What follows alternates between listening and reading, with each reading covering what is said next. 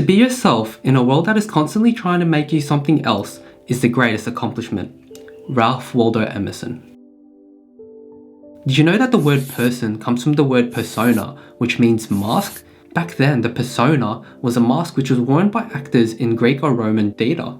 And this is very interesting to think about because in a way, aren't we all wearing our own masks, our own social masks? And so the question which I want to ask you is this: who are you behind the social mask you wear? Who are you behind your political or religious affiliations? Who are you behind your job role and your status? Who are you really? The reason I ask this question is because I really believe that deep down, every single person has an authentic self which is always trying to seek outward expression. It is always trying to self-actualize. It is a divine part of ourselves which Stephen Pressfield describes as the epicenter of our being, our genius, our soul, the unique and priceless gift we are put on this earth to give, and that nobody else has but us. If we want to live a life of fulfillment and purpose, there is no other path but the path of realizing our authentic self. And when I think about this, I feel like I've been living a double life. On the surface, I've always just been putting on this mask of what I think society or my parents or my friends want me to be. And with years of trying to please others, something was happening beneath the surface. I believe that within, the deepest part of me knew that I was unhappy and I was unfulfilled.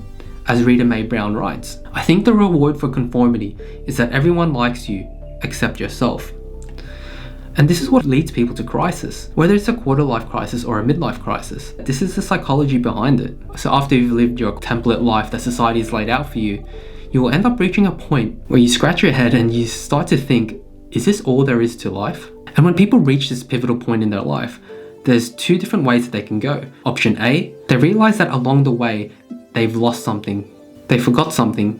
And the thing that they forgot was themselves. They lost that divine part of themselves that was their own unique character. They've lost touch with their authentic self. And the other option which people can go down is option B. And Tim Ferriss describes this option in a pretty funny way. He says that you become the fat bald man in a red midlife crisis BMW. And essentially this metaphor is describing the people who decide to try to buy their way to happiness, to buy their way out of feeling miserable instead of actually confronting what is making them feel bad within. And as funny as this metaphor sounds, unfortunately, I think that most people actually go down this route of avoiding rather than confronting the truth. And why is this? It's because we've been so conditioned to fill our lives with distractions. As Viktor Frankl says, when a person can't find a deep sense of meaning, they distract themselves with pleasure. And these distractions allow us to avoid the uncomfortable confrontation with ourselves. And the reason we try to avoid this confrontation is out of fear. And what is there to fear? I think deep down we know that to heed the voice of our inner self, our authentic self, is no easy task. And that's what led Friedrich Nietzsche to write, they fear their higher selves because when it speaks demandingly. However, if you're watching this video, then I reckon there's a good chance you're more willing to opt with option A, which is to follow the path of your authentic self. And if you decide to go on this path, then I think deep down you already know that's going to be a difficult journey. It's going to be a painful journey because you're going to have to let go of old parts of yourself, old limiting beliefs, your old worldview which you're clinging so dearly onto, to make way for the new. It's going to be a transformative experience. It's going to be a phoenix-like transformation, which is going to be painful because, as Friedrich Nietzsche writes, you must be ready to burn yourself in your own flame. How could you rise anew if you have not first become ashes? And if you've decided to take this road, then good for you, good on you.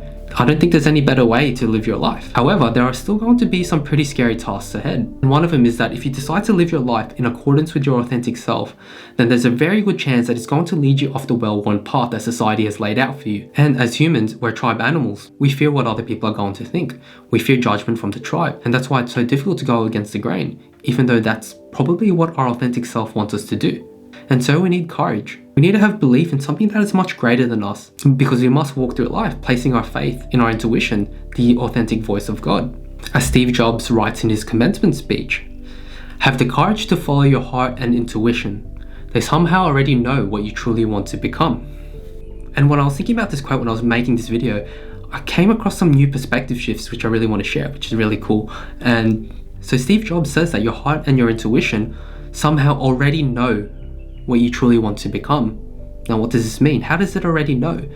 So this reminded me of this movie called Interstellar, where Cooper, the main character, somehow winds up finding himself in the fifth dimension. Now, in the fifth dimension, he's outside the bounds of space and time that we experience here in the three-dimensional world. And with the fifth dimension, he's able to see all these different timelines, all these different versions of himself, and he's able to try to influence a certain version of himself to make a decision, because he's outside of space and time. He knows the future, so he knows the best for a particular version of himself in a particular segment of time. So a cool perspective which I've got from this train of thought is that, what if in a dimensionally larger world that our higher self is looking down upon us? It knows all, it's outside the bounds of space and time, and every single time we come across an obstacle or a detour in our life, then it's our higher self trying to place it there, trying to redirect us, or it's giving us that hardship because it's trying to make us undergo character development to become the version of ourselves that we were meant to be. But what it comes down to is our perspective on what's right in front of us, our perspective to believe that everything that happens is not happening to us, it's happening for us. And Paulo Coelho, who wrote The Alchemist, said that when you want something, all the universe conspires to help you. And I think to have the perspective that the universe is always conspiring to help you is just going to make life so much better. That is the definition of a growth mindset. And I think that this perspective is what it means to have a high level of consciousness. However, even if we understand this perspective, we're never going to ever be 100% in it, because we're always going to metaphorically fall from grace.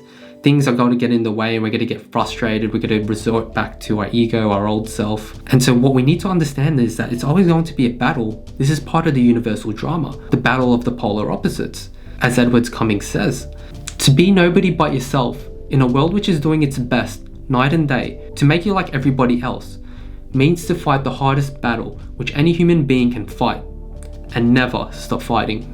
So if you're watching this video, what if you're somebody who is in the middle of a crisis, you've had your crisis, or you haven't had your crisis yet? What steps can you take to be in better touch with your authentic self? There's a number of things that you can do, but my very first tip is solitude. We've already spent most of our life interacting with the external world, so much so that we've ended up shutting off our own inner voice, our intuition. So it's time that we turn that around and we turn our attention inward in solitude. And at first, it may be difficult to hear the inner voice, your authentic self, but just like going to the gym to build muscle, these things take time to grow, and so too does your intuition need time to grow. So solitude promotes self-growth, and this is the fertile ground of where original ideas are born. Ideas which come from the source outside of any other external influences. As Nikola Tesla says, originality thrives in seclusion, free of outside influences beating upon us to cripple the creative mind. Be alone. That is the secret of invention. Be alone. That is where ideas are born. And also there's this quote from Einstein which I really like, which goes, "The individual who has experienced solitude will not easily become a victim of mass suggestion." Now my second tip is meditation.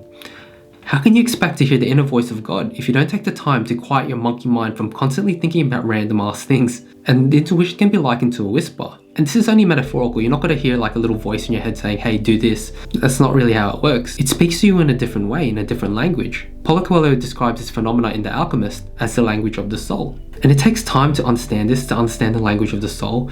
But the very best way that you can learn to do so is to take the time to slow down and to meditate, to allow yourself to feel and to really understand emotions and to really understand the present moment. As Billy Alsbrook says, follow the whisper.